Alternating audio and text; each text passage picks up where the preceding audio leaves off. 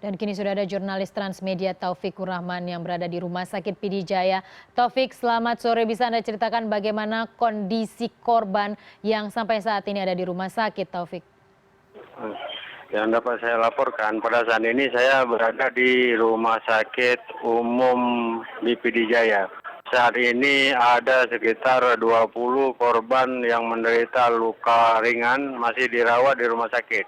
Sedangkan korban yang menderita luka agak sedikit parah, korban tersebut dirujuk ke Rumah Sakit Umum Sigli serta Rumah Sakit Umum Kabupaten Biren.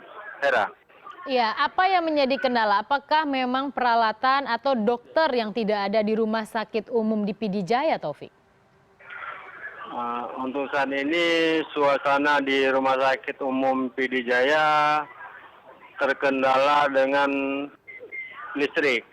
Karena pasokan listrik agak kurang, maka upaya penanggulangan untuk mengantisipasi korban yang luka ringan terpaksa harus dirujuk ke rumah sakit lainnya. Sarah. Ya, Taufik, artinya apakah bisa saya mengkonfirmasi listrik padam di Rumah Sakit Umum PD Jaya? Benar demikian, Taufik? Iya, Hera. Baik, berarti sejauh ini untuk listrik sini digunakan dengan bantuan genset begitu? Iya, untuk saat ini di Rumah Sakit Umum Kabupaten PD sebagian listrik digunakan dengan menggunakan genset. Makanya dengan itu para tenaga medis di Rumah Sakit Umum Kabupaten PD jika sampai korban gempa yang menderita luka agak sedikit parah, maka dirujuk ke rumah sakit terdekat, yaitu di Kabupaten PD serta Kabupaten Biren. Taufik, berapa lama perjalanan yang harus ditempuh korban apabila mereka dibawa ke Rumah Sakit Umum Biren dan juga Rumah Sakit Umum Sigli, Taufik?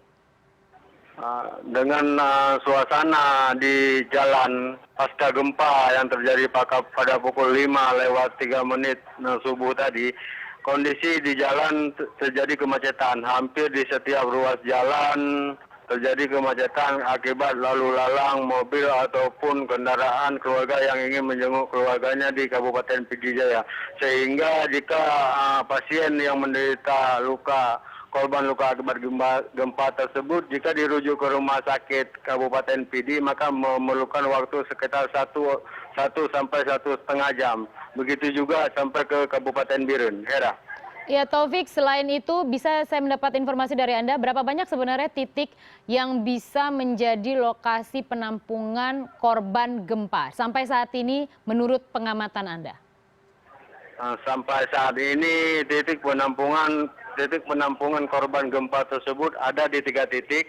Yang pertama di Rumah Sakit Umum Kabupaten PD, yang kedua di Rumah Sakit Umum Kabupaten PD Jaya, dan serta yang ketiga di Rumah Sakit Umum Kabupaten Biren.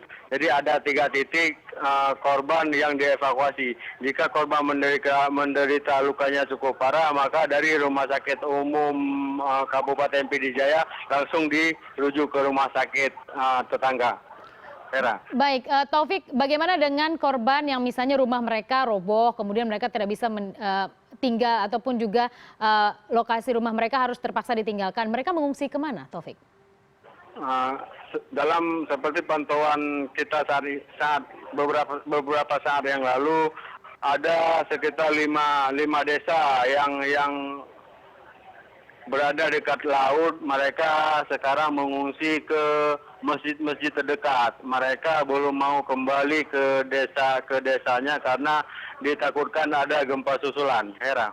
Baik, Taufikur Rahman, jurnalis Transmedia. Terima kasih sudah bergabung bersama kami di CNN Indonesia Breaking News.